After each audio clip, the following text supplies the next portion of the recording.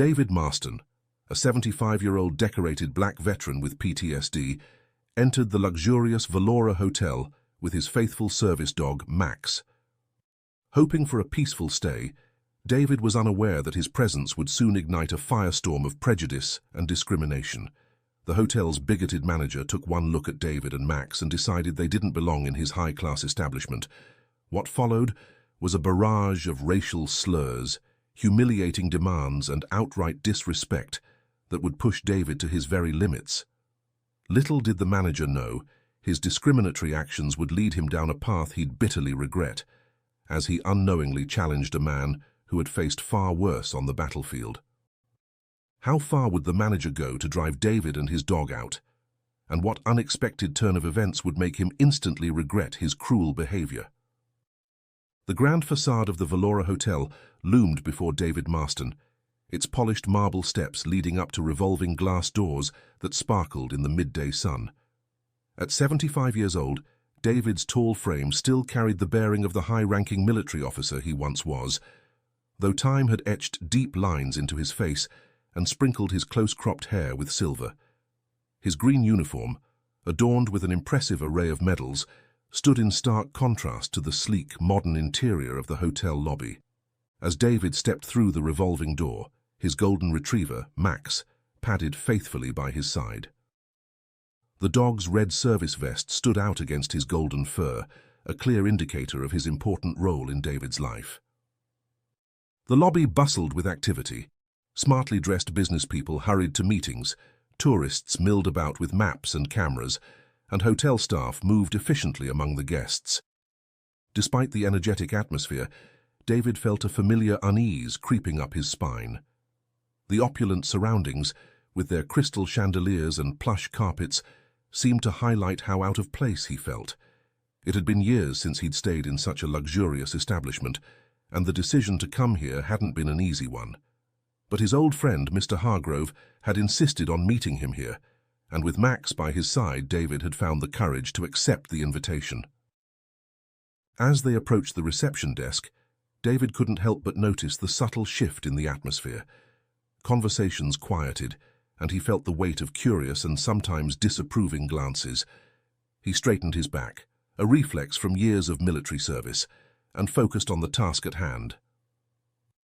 The receptionist, a young woman with carefully styled blonde hair and a crisp white blouse, looked up as David approached. Her welcoming smile faltered for a moment as her gaze flickered between David and Max. "Good afternoon," David said, his voice calm and measured. "I have a reservation under Marston." The receptionist's perfectly manicured nails clacked against the keyboard as she searched for his booking. "I'm sorry, sir, but we don't allow pets in the hotel," she said, her tone carrying a hint of disdain. David took a deep breath, steeling himself for a conversation he'd had countless times before. "Max is not a pet," he explained patiently. "He's my service dog. I have all the necessary documentation right here." He reached into his jacket pocket and produced a folder containing Max's certification papers. The receptionist's lips thinned as she reluctantly accepted the documents. Her eyes scanned the papers, her frown deepening with each passing second. "These seem to be in order," she admitted grudgingly, "but I'll need to check with my manager about this unusual situation." David felt a familiar tightening in his chest, a mix of frustration and anxiety that threatened to overwhelm him. Max, sensing his distress, pressed his warm body against David's leg, offering silent support. David reached down to scratch behind Max's ears, drawing comfort from the simple gesture. "I understand," David said, his voice steady despite the turmoil he felt inside. "But I assure you, Max is a legally recognized service animal, and under the Americans with Disabilities Act, he has every right to accompany me during my stay." The receptionist's eyes widened slightly at David's knowledgeable response. She glanced around as if hoping a manager would materialize to handle the situation. Finding no such support, she turned back to her computer, her movements stiff with obvious discomfort. "Very well, Mr. Marston," she said, her tone clipped. "I've found your reservation. You'll be in room 412. She slid a keycard across the counter, careful to avoid any contact with David's hand. "The elevators are to your left. Enjoy your stay." David pocketed the keycard and nodded his thanks, choosing not to acknowledge the receptionist's clear displeasure. As he and Max made their way to the elevators, he could feel the weight of stares from other guests and staff members. The familiar feeling of being an outsider, of not belonging, settled over him like a heavy cloak. Inside the elevator, David leaned against the wall, suddenly feeling every one of his 75 years. Max sat at attention by his side, his warm brown eyes fixed on David's face, offering silent comfort. As the elevator ascended, David reflected on the subtle hostility he'd encountered in just the first few minutes of his stay. He wondered, not for the first time, if accepting Mr. Hargrove's invitation had been a mistake. But as the elevator doors opened on the 4th floor, David squared his shoulders. He was a decorated veteran, a man who had faced far worse than disapproving looks and barely concealed prejudice. He and Max would weather this stay, just as they had weathered so many challenges before. With renewed determination, David stepped out of the elevator, ready to face whatever the next few days might bring. The soft whir of the air conditioning greeted David as he swiped the keycard and pushed open the door to room 412. Max trotted in ahead of him, his nails clicking softly on the tiled entryway before he paused, waiting for David's command. "Check," David said quietly, and Max began a careful inspection of the room, a routine they had perfected over years of traveling together. As Max went about his task, David took in his surroundings. The room was smaller than he had expected, especially given the Valora Hotel's reputation for luxury. A queen-sized bed dominated the space, its crisp white linens a stark contrast to the muted beige walls. A small desk was tucked into one corner, while a modestly sized flat-screen TV hung on the wall opposite the bed. David's brow furrowed as he noticed the view from the single window, a brick wall of the adjacent building, barely 10 feet away. He couldn't help but wonder if this was the room he had originally been assigned, or if the receptionist had deliberately given him one of the hotel's less desirable accommodations. With a weary sigh, David set his suitcase on the luggage rack and began to unpack. His movements were methodical, a habit ingrained from decades of military service.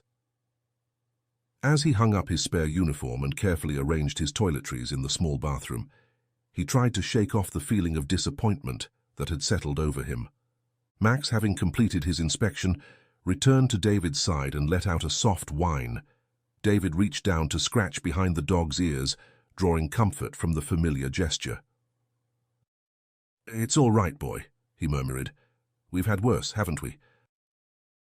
As if in agreement, Max leaned his weight against David's leg, his solid presence a reminder of why they were here in the first place. Without Max, David knew he wouldn't have had the courage to accept Mr. Hargrove's invitation, let alone make the journey to this unfamiliar city. Finished with unpacking, David sank onto the edge of the bed, the springs creaking slightly under his weight. The journey had been long, and the less-than-warm welcome at reception had drained what little energy he had left.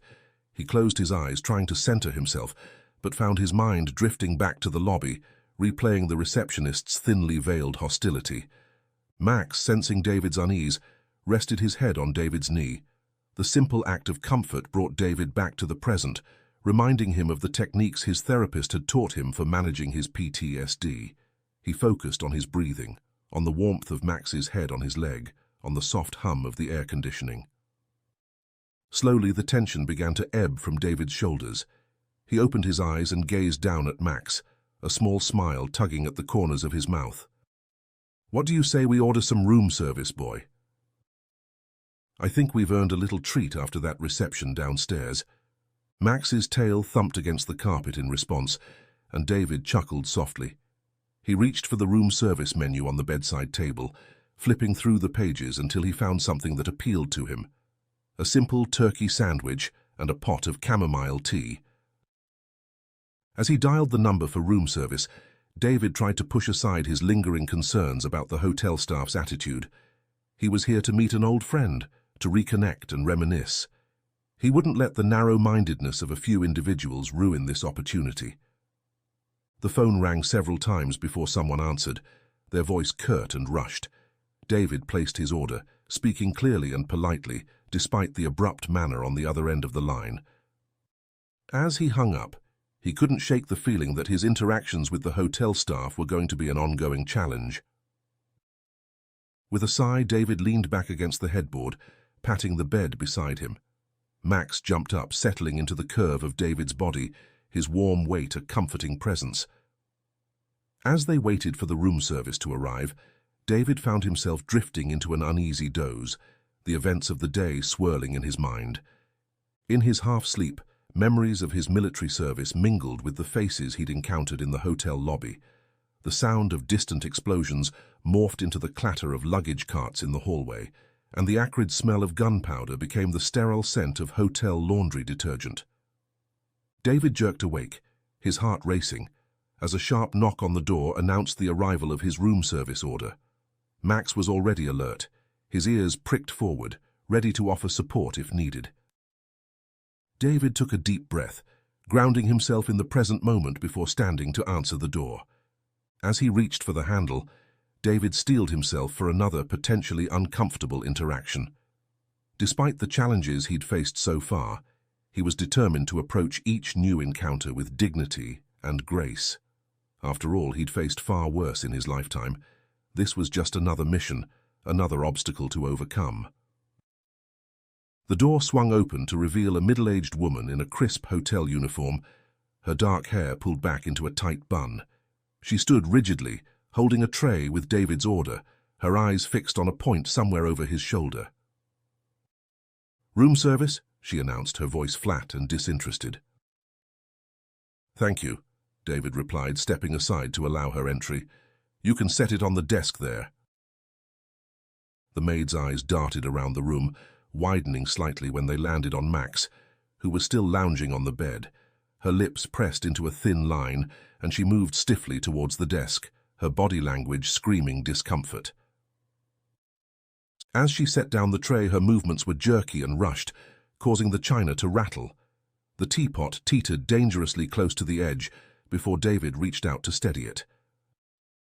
"Careful," he said gently, "that was a close one." The maid didn't respond, didn't even look at him. Instead, she muttered under her breath, her words just loud enough for David to catch. "Dogs don't belong in hotels. Filthy animals." David felt a familiar tightness in his chest, a mix of anger and hurt that he had experienced far too many times in his life. He took a deep breath, reminding himself that confrontation rarely led to understanding.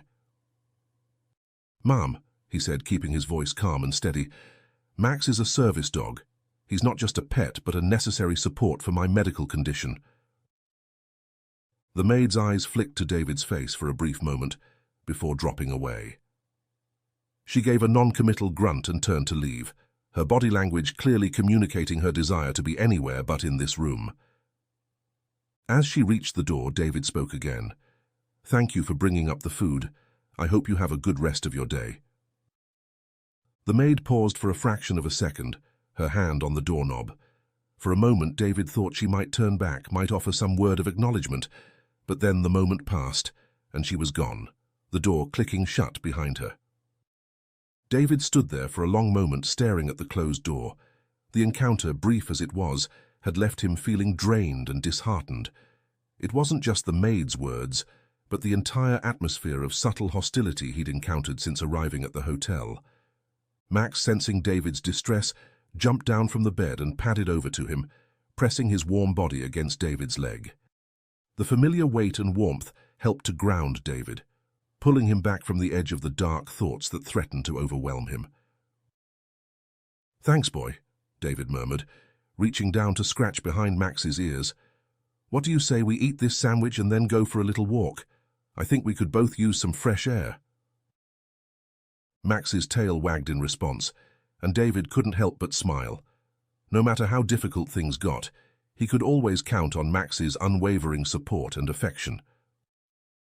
As David settled at the desk to eat his sandwich, he found his appetite had diminished. The turkey, which had sounded appealing earlier, now tasted like sawdust in his mouth. He forced himself to eat, knowing he needed to keep up his strength, but each bite was a struggle. The chamomile tea, at least, was soothing. As David sipped the warm liquid, he felt some of the tension begin to ease from his shoulders. He closed his eyes, focusing on the simple act of breathing, in and out, just as his therapist had taught him. When he opened his eyes again, David's gaze fell on his reflection in the room's small mirror. The face that looked back at him was tired, the lines around his eyes and mouth deeper than he remembered. But there was still strength there, in the set of his jaw and the steadiness of his gaze. He was David Marston, a decorated veteran who had served his country with honor. He had faced enemy fire, had led men into battle, had made decisions that meant the difference between life and death. He had survived the horrors of war and the long, difficult road of recovery that followed. This subtle discrimination, these microaggressions, this was just another battle. And like all the battles before, David was determined to face it with courage and dignity. With renewed resolve, David finished his tea and stood up. "Come on, Max," he said, his voice stronger now. "Let's go see what the rest of this hotel has to offer." As they left the room, David squared his shoulders and lifted his chin. Whatever challenges lay ahead, he and Max would face them together. They had weathered worse storms than this, and they would weather this one too. As David and Max made their way down the hotel corridor, the tension from the earlier encounters still weighed heavily on David's mind. The plush carpet muffled their footsteps, creating an almost eerie silence broken only by the distant hum of the elevator and the occasional muted voices from behind closed doors. They rounded a corner, and David nearly collided with a cleaning cart parked outside one of the rooms. A woman in a hotel uniform straightened up from where she had been bent over the cart, surprise evident on her face. "Oh, I'm so sorry," she exclaimed, quickly moving to push the cart aside. "I didn't mean to block the way." David waved off her apology with a smile. "No harm done," he assured her. "We should have been paying more attention ourselves." The woman, whose name tag identified her as Anita, returned his smile warmly. Her eyes, a rich brown that crinkled at the corners, moved from David to Max, and her face lit up. "Well, hello there, handsome," she said, addressing Max. "Aren't you just the most beautiful boy?" Max's tail began to wag, responding to the genuine warmth in Anita's voice. David felt some of the tension leave his body, touched by this simple act of kindness. "His name is Max," David said, a note of pride in his voice. He's my service dog." Anita's smile didn't falter at this information. Instead, she nodded understandingly. "Service dogs are amazing," she said. "My nephew has one to help with his epilepsy. They're like angels on 4 legs, aren't they?" David felt a lump form in his throat, touched by Anita's easy acceptance and understanding. "They certainly are," he agreed, his voice slightly rough with emotion. Anita must have noticed something in his expression because her own softened with concern. "Is everything okay with your room, sir? Can I help with anything?" The question, asked with such genuine care, nearly undid David. After the cold reception he'd received from the other staff members, Anita's kindness felt like a balm to his wounded spirit. "The room is fine," David assured her, not wanting to burden this kind woman with his troubles. "We were just heading out for a little walk." Anita nodded, but her perceptive gaze suggested she sensed there was more to the story. "Well, if you need anything at all, don't hesitate to ask for me," she said. "I'm usually on this floor or down in the lobby." "Thank you, Anita," David said, meaning it from the bottom of his heart. "That's very kind of you." As they prepared to continue on their way, Anita spoke up again. "You know, there's a nice little courtyard garden on the 2nd floor," she said. "It's usually pretty quiet this time of day. Might be a good place for you and Max to get some fresh air without having to leave the hotel." David felt a rush of gratitude for this thoughtful suggestion. "That sounds perfect," he said. "Thank you for the tip." Anita beamed at him. "My pleasure, sir. You two enjoy your walk now." As David and Max made their way to the elevator, David felt a weight lift from his shoulders. Anita's kindness had been like a ray of sunshine breaking through storm clouds, reminding him that there were still good people in the world. In the elevator, David leaned against the wall, taking a moment to center himself. Max sat at attention by his side, ever vigilant to his master's needs. David reached down to scratch behind Max's ears, drawing comfort from the familiar gesture. "What do you say, boy?" he murmured. "Should we check out this courtyard garden?" Max's tail thumped against the elevator floor in response, making David chuckle. As the elevator descended to the second floor, David found himself looking forward to exploring this hidden oasis Anita had told them about. After spending some time in the peaceful courtyard garden, David decided to head to the lobby. He had always been a people watcher, finding fascination in the ebb and flow of human activity. The lobby of a busy hotel like the Valora seemed like the perfect place to indulge in this pastime and observe the diverse array of guests and staff going about their day. David settled into one of the plush brown sofas scattered throughout the spacious lobby. Max lay down at his feet, ever alert but perfectly calm. David pulled out his smartphone more as a prop than anything else. He didn't want to appear as though he was staring at the other guests, even though that was precisely what he intended to do. The lobby was a hive of activity. Guests checked in and out, bellhops ferried luggage to and fro, and smartly dressed business people hurried through on their way to meetings or conferences. David observed it all with quiet interest, his eyes moving from one scene to another behind the shield of his phone.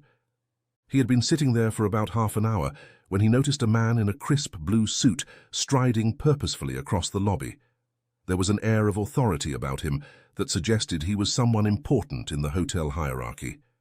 The man's red tie stood out starkly against his white shirt, like a slash of warning. As the man drew nearer, David could make out more details. He was white, probably in his late 40s, with a bald head that gleamed under the lobby lights. His eyes scanned the lobby as he walked, and when they fell on David and Max, his expression darkened noticeably. The man changed course, heading directly for David. As he approached, David straightened on the sofa, years of military training kicking in automatically. He met the man's gaze steadily, refusing to be intimidated by the obvious hostility he saw there. Without so much as a greeting, the man spoke, his voice low but carrying a clear note of disdain. "Dogs aren't allowed here, you know." David took a deep breath, steeling himself for what he knew would be a difficult conversation. "Sir," he began, his voice calm and measured, "Max is a service dog. He's allowed by law to be here with me." The man's frown deepened, his eyes flicking dismissively over Max before returning to David. "Service dog or not, this is a high-class establishment. We have standards to maintain." The implication was clear, and it cut David to the core. This man wasn't just objecting to Max's presence, he was suggesting that David himself didn't belong in a high-class establishment like the Valora. David felt a familiar tightening in his chest, a mix of anger and hurt that he had experienced far too many times in his life. But years of dealing with such situations had taught him the value of remaining calm. Losing his temper would only reinforce this man's prejudices. "I understand your concern for the hotel's standards," David said, his voice steady despite the emotion roiling inside him. "I assure you, both Max and I will conduct ourselves appropriately during our stay. Now, if you don't mind, I didn't catch your name or position here at the hotel." The man's eyes narrowed at David's composed response. He seemed to have expected, perhaps even hoped for, a more confrontational reaction. "I'm Mr. Griffin, the hotel manager," he said stiffly, "and while you may have a reservation, I'll be keeping an eye on you and your dog." Without waiting for a response, Griffin turned on his heel and strode away, leaving David sitting there, outwardly calm but inwardly shaken. Max, sensing David's distress, shifted closer, resting his head on David's knee. The familiar weight and warmth helped to ground David, pulling him back from the edge of the dark thoughts that threatened to overwhelm him. David reached down to scratch behind Max's ears, drawing comfort from the simple gesture. "It's okay, boy," he murmured. though whether he was reassuring Max or himself he wasn't quite sure. "We've dealt with people like him before, we'll get through this too." As he sat there, stroking Max's soft fur, David couldn't help but reflect on the stark contrast between this encounter and his earlier interaction with Anita. It was a painful reminder of the reality he had lived with all his life, that for every person who saw him as a human being worthy of respect, there seemed to be another who saw only the color of his skin and jumped to their own prejudiced conclusions. The lobby suddenly felt less welcoming, the opulent surroundings seeming to close in around him. David found himself longing for the peace of the courtyard garden, or better yet, the safety and comfort of his own home. But he pushed these thoughts aside.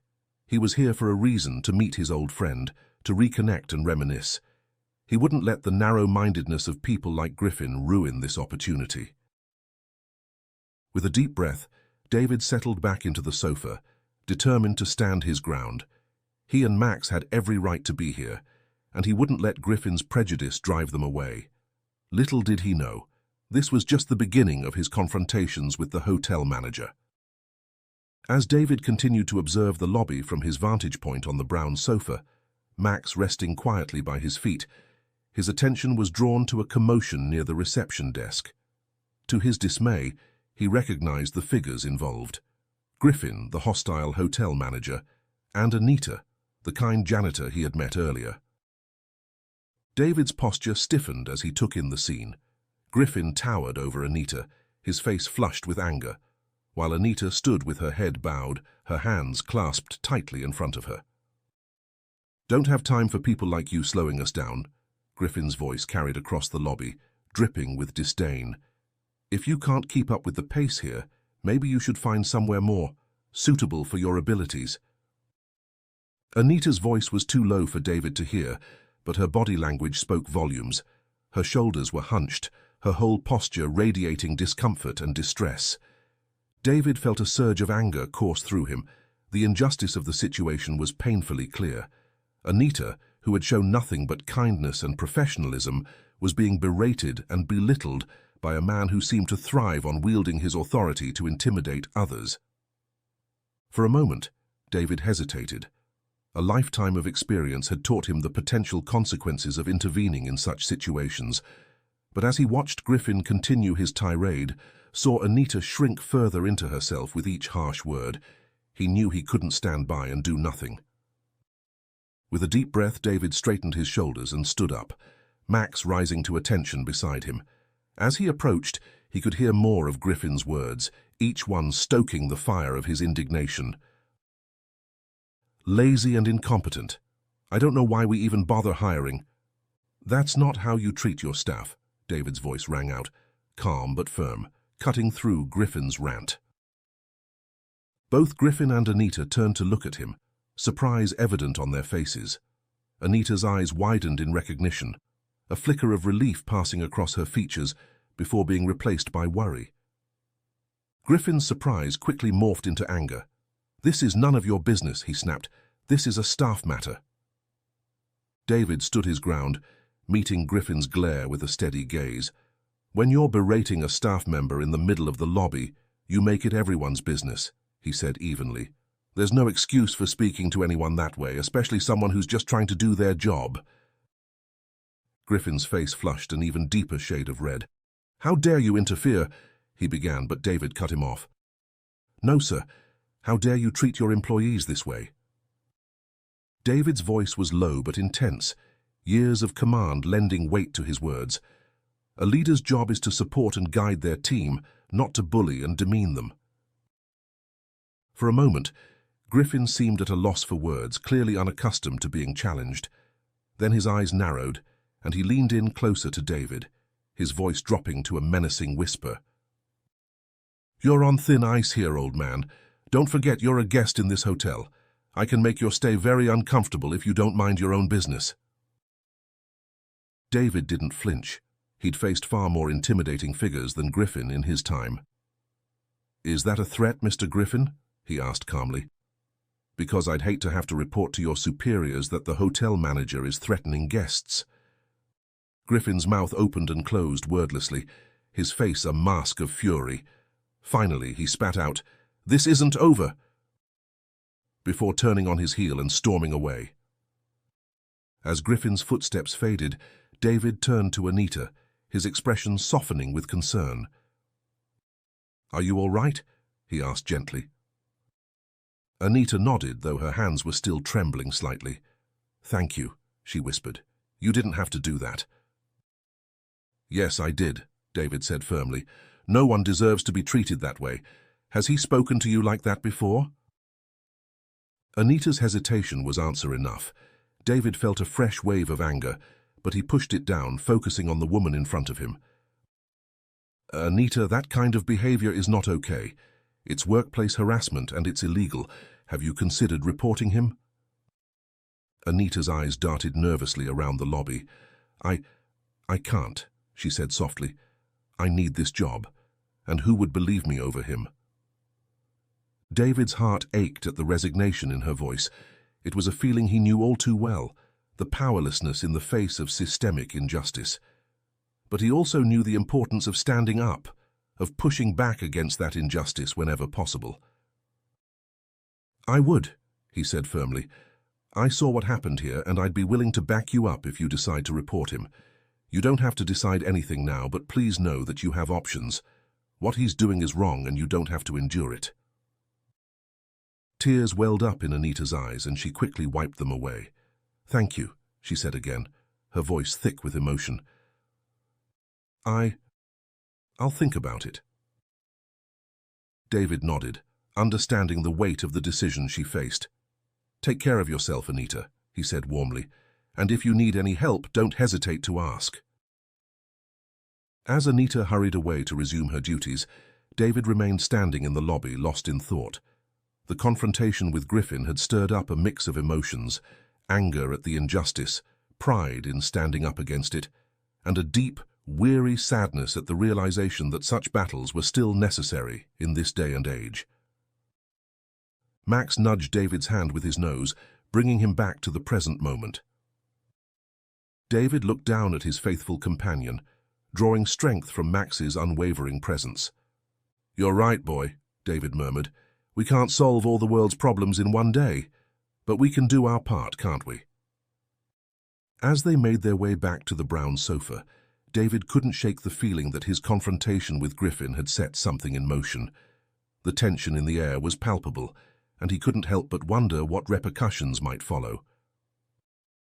David had barely settled back into the brown sofa when he saw Griffin storming towards him, his face a mask of barely contained fury. The lobby had quieted, the other guests sensing the tension in the air and giving the approaching manager a wide berth. "What are you still doing here?" Griffin's voice was low but filled with venom. "I thought I made it clear earlier that you and your mutt aren't welcome." David took a deep breath, steeling himself. "Mr. Griffin," he said calmly, "I have a reservation at this hotel and a dinner engagement this evening. Max is my service dog, and we have every right to be here." Griffin's eyes narrowed dangerously. "Rights," he spat. "Just because you serve doesn't mean you and your filthy animal get to break the rules here. This is a respectable establishment, not some charity for washed-up vets who can't let go of the past." The words hit David like a physical blow. He had faced discrimination before, but the sheer viciousness of Griffin's attack left him momentarily speechless. Max, sensing his distress, pressed closer to David's side, a low growl rumbling in his chest. Griffin's gaze flicked to Max, his lip curling in disgust. "And keep that beast under control, or I'll have no choice but to call animal control. I'm sure they'd be very interested in a dangerous animal threatening hotel guests." That snapped David out of his shock. "Max is not dangerous," he said, his voice tight with controlled anger. "He's a highly trained service animal, and your treatment of us is not only unethical but illegal. I suggest you back off, Mr. Griffin, before you say something you can't take back." Griffin leaned in closer, his voice dropping to a menacing whisper. "Is that a threat, old man? Because let me tell you something. I've dealt with your kind before. You think you're special because you wore a uniform? Well, here's a newsflash. You're nothing. Just another washed-up vet trying to milk your service for all it's worth. I've got friends in high places, and I can make your life very difficult if you don't get out of my hotel right now."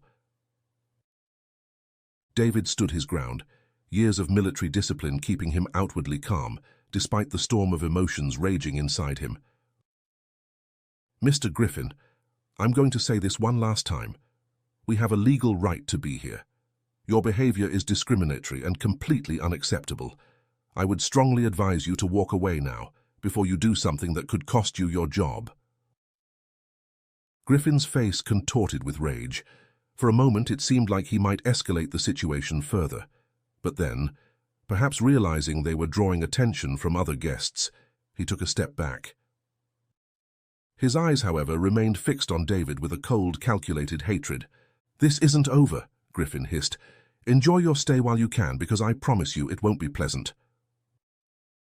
With that, he turned on his heel and stalked away, leaving David alone in the suddenly quiet lobby. As Griffin's footsteps faded, David felt a wave of exhaustion wash over him. He had faced enemy fire, led men into battle, made decisions that meant the difference between life and death. But this casual cruelty, this blatant discrimination, it wore on his soul in a way that even the horrors of war hadn't. Max whined softly, nudging David's hand with his nose. David looked down at his faithful companion, drawing strength from Max's unwavering presence. "It's okay, boy," he murmured, though whether he was reassuring Max or himself he wasn't quite sure. "We've weathered worse storms than this, haven't we?" As David sank back onto the sofa, he couldn't shake the feeling that this confrontation was far from over. Griffin's parting words hung in the air like a threat, and David knew that the coming days would likely bring more challenges. But as he sat there, with Max's comforting weight pressed against his leg, David resolved to face whatever came next with the same courage and dignity that had carried him through countless trials before. He was David Marston, decorated veteran, and he would not be cowed by the likes of Griffin or anyone else. As the evening wore on, David retreated to his room, the weight of the day's events pressing heavily upon him. The confrontations with Griffin, the microaggressions from the staff, the pitying or suspicious glances from other guests, it all swirled in his mind, threatening to overwhelm him. Sitting on the edge of the bed, David felt the familiar tightness in his chest, a sensation he knew all too well from his years of dealing with PTSD. The tension in the air, the hostility he'd faced, it all eerily echoed the hypervigilance and constant state of alert he'd experienced in war zones. David closed his eyes, focusing on his breathing, just as his therapist had taught him. In, out, in, out. Slowly, he felt the edge of panic begin to recede, replaced by a deep, weary sadness. How many times had he faced situations like this? How many times had he been judged, not by the content of his character, but by the color of his skin? The weight of a lifetime of such experiences pressed down on him, threatening to crush his spirit. As if sensing his master's distress, Max pressed closer to David's side, his warm presence a silent reminder that David wasn't alone. David reached down, burying his fingers in Max's soft fur, drawing comfort from the simple, unconditional love of his faithful companion. "What do you think, boy?" David murmured, his voice barely audible. "Should we stand our ground or walk away?" Max looked up at him, brown eyes full of trust and devotion, and David felt a surge of resolve. He had faced worse than this, much worse. He had stared death in the face on battlefields far from home, had made decisions that weighed on his conscience to this day. Compared to that, what was one bigoted hotel manager? And yet the pain was there, raw and real. It wasn't just about Griffin or this hotel. It was about every slight, every dismissive glance, every door closed in his face over the years. It was about serving a country that still, too often, saw him as a second-class citizen.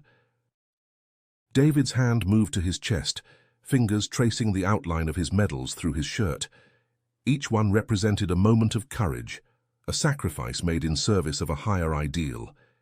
He had believed in those ideals then, had been willing to die for them. Did he still believe now? The question hung in his mind as he replayed the day's events. He saw Anita's kind face, heard her words of understanding. He remembered the quiet dignity with which she had endured Griffin's abuse and the gratitude in her eyes when David had stood up for her. A memory surfaced then, unbidden. David saw himself as a young soldier, standing tall in his newly pressed uniform, swearing an oath to defend the Constitution against all enemies, foreign and domestic. He remembered the pride he had felt in that moment, the sense of purpose, the belief that he was part of something greater than himself. That young soldier seemed so far away now, separated by years of hard-won experience and bitter disappointments. And yet that core of belief remained, tarnished perhaps, but not destroyed, because for every Griffin there was an Anita.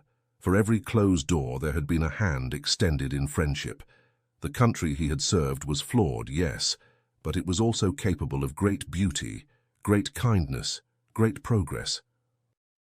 As the night deepened outside his window, David felt a calm settle over him. He knew what he had to do. He would stand his ground, not just for himself, but for every person who had ever faced discrimination and injustice. He would stand as a living testament to the ideals he had sworn to uphold all those years ago. "Okay, Max," David said, his voice steady and resolved. "We're not going anywhere. This is our fight, and we're going to see it through." Max's tail thumped against the bed in response, and David couldn't help but smile. Whatever happened next, he wouldn't face it alone. He had Max, he had his principles, and he had the strength forged through a lifetime of overcoming adversity. As David prepared for bed, he felt a renewed sense of purpose. Tomorrow would bring new challenges, no doubt, but he would face them with dignity and courage, because that's who he was, not just a guest in a hotel, not just a veteran with PTSD, but a man who had dedicated his life to standing up for what was right. The battle lines had been drawn, and David Marston was ready to fight, not with fists or weapons, but with the quiet strength of a man who knows he's on the right side of history. With these thoughts swirling in his mind, David closed his eyes, the soft breathing of Max beside the bed a comforting presence. Slowly, he drifted into sleep, his resolve unshaken even in his dreams. The sharp, authoritative knock on the door jolted David from his uneasy sleep. For a moment, disoriented, he was back in the war zone, the sound of explosions echoing in his ears. His heart raced, sweat beading on his forehead, as the line between past and present blurred. Max was already alert, standing by the bed, his posture tense but calm. The dog's presence helped anchor David to reality, reminding him where he was, not in a distant battlefield, but in a hotel room in his own country. Another knock, more insistent this time. "Mr. Marston, this is the police. We need you to open the door." David took a deep breath, centering himself. He had known this moment might come, had prepared himself for it. But the reality of it still sent a chill down his spine. "Just a moment," he called out, his voice steady despite the turmoil in his gut. He quickly pulled on his uniform jacket, the familiar weight of his medals, a reminder of who he was and what he stood for. With Max at his side, David approached the door. He took another deep breath, squaring his shoulders before opening it. The hallway was crowded with people. 2 police officers stood at the forefront, their expressions serious. Behind them, looking smug and vindictive, was Griffin, the hotel manager. And hovering at the edges of the group, looking uncomfortable and out of place, were a few curious hotel guests who had been drawn by the commotion. "Mr. Marston," one of the officers asked, his tone professional but wary. David nodded. "That's me. What seems to be the problem, officers?" The second officer spoke up, her voice clipped and businesslike. "We received a complaint from the hotel management about a disruptive guest with an unauthorized animal. We're going to need you to come with us, sir." David felt a flare of indignation, but he kept his voice calm. "Officers, there seems to be a misunderstanding. Max here is my registered service dog. I have all the necessary documentation." He reached for the folder on the nearby desk, but Griffin's voice cut through the air, sharp and dismissive. "We don't care about your papers. This is my hotel, and I decide whether dogs are allowed or not. You were told to leave and you refused. That's trespassing." David turned to face Griffin, his expression a mixture of disappointment and resolve. "Mr. Griffin, you know as well as I do that service animals are protected under the Americans with Disabilities Act. You can't simply decide to ignore federal law." Griffin's face flushed with anger. "Don't you dare lecture me about the law, old man. You're the one breaking the rules here. Officers, I want him removed from the premises immediately, and that mutt too." The officers exchanged uncertain glances. It was clear they were uncomfortable with the situation, caught between Griffin's insistence and David's calm reasoning. "Sir," the female officer said, addressing David, "if you could just come with us, we can sort this out downstairs. We don't want to make a scene." David was about to respond when a new voice cut through the tension. "What on earth is going on here?" All heads turned to see a distinguished-looking man striding down the hallway, his expression a mixture of confusion and concern. David felt a wave of relief wash over him as he recognized his old friend, Mr. Hargrove. Griffin's demeanor immediately changed, his face paling as he recognized his boss, the owner of the hotel. He straightened up, trying to regain his composure. "Mr. Hargrove, sir," he said, his voice noticeably less confident, "I was just dealing with a troublesome guest. Nothing for you to worry about." Mr. Hargrove's eyebrows shot up. "Troublesome guest?" he repeated, his gaze moving from Griffin to David. Recognition dawned in his eyes, followed quickly by understanding and then anger. "Griffin," Mr. Hargrove said, his voice cold, "do you have any idea who this man is?" Griffin faltered, suddenly unsure. He's a guest who refused to follow hotel policy, sir. I was just—" "This man," Mr. Hargrove interrupted, his voice rising with each word, "is Colonel David Marston. He's a decorated war hero, a man who has sacrificed more for this country than you could ever imagine. And he's here at my personal invitation for dinner today with me." The silence that followed was deafening. Griffin's face drained of color as the implications of his actions began to sink in. The police officers shifted uncomfortably, clearly realizing they had been drawn into a situation far more complex than they had been led to believe.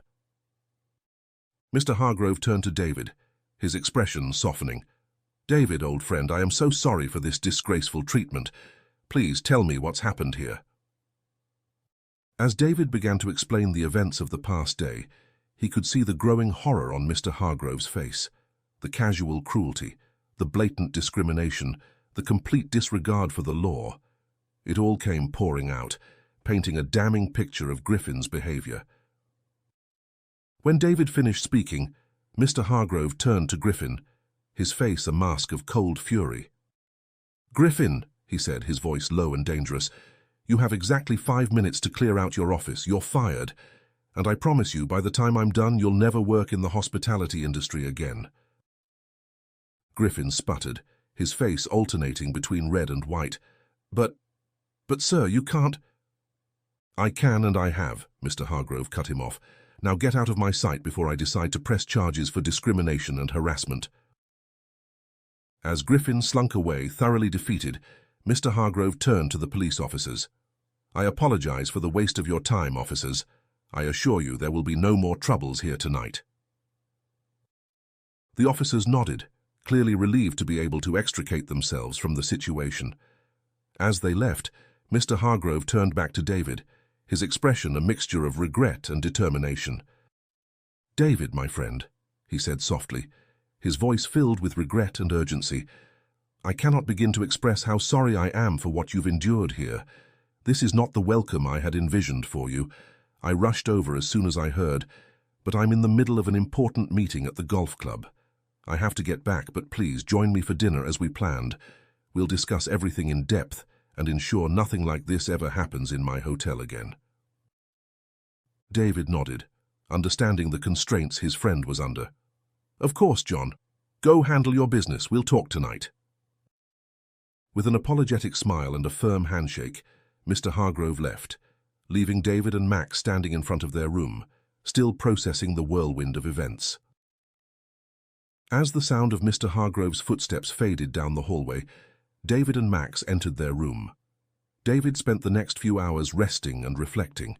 He called his daughter to update her on the situation, took Max for a short walk in the hotel's courtyard garden, and tried to relax with a book, though his mind kept returning to the earlier events. At 7 p.m., David made his way down to the hotel's restaurant, Max faithfully by his side.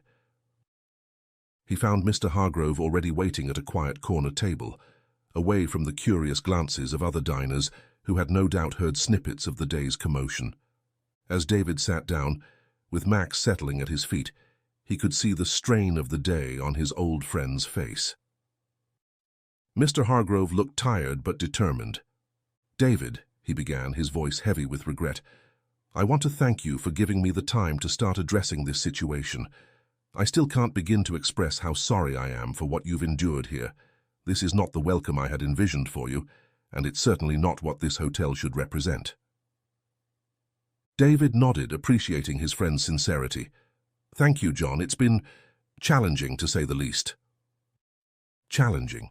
Mr. Hargrove shook his head. "It's been absolutely unacceptable. I had no idea Griffin harbored such prejudices. To think that this kind of discrimination was happening right under my nose." David leaned forward, his expression serious. "John, it's not just about Griffin. He may have been the most blatant, but the problem runs deeper. From the moment Max and I arrived, we've faced subtle and not so subtle discrimination from various staff members." Mr. Hargrove's face fell as David recounted the series of microaggressions and outright hostility he'd experienced during his short stay. The cold reception at check-in, the maid's muttered comments, the suspicious glances from other staff members. It painted a picture of a systemic issue that went beyond one prejudiced manager. I don't know what to say," Mr. Hargrove said, his voice barely above a whisper.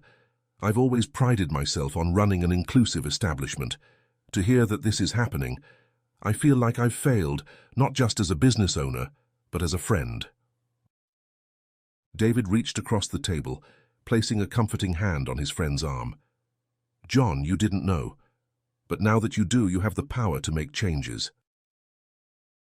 Mr. Hargrove nodded, a determined look settling on his face. "You're right. This ends now. I'll implement comprehensive diversity and sensitivity training for all staff. We'll review our hiring practices, our policies, everything. I'm just glad I'm in a position to make these changes. In today's world, we need to be proactive in fighting discrimination." David smiled, a glimmer of hope in his eyes. "I'm glad to hear that, John. This world needs CEOs like you, people who stand up against injustice. It won't be easy, but it's necessary." Mr. Hargrove returned the smile. Then his expression turned reflective. "You know, David, I invited you here because it's been years since we've seen each other. After everything we've been through, it's an honor to finally see you again. I never imagined our reunion would unfold like this, but in a way I'm grateful. It's opened my eyes to issues I should have been more aware of."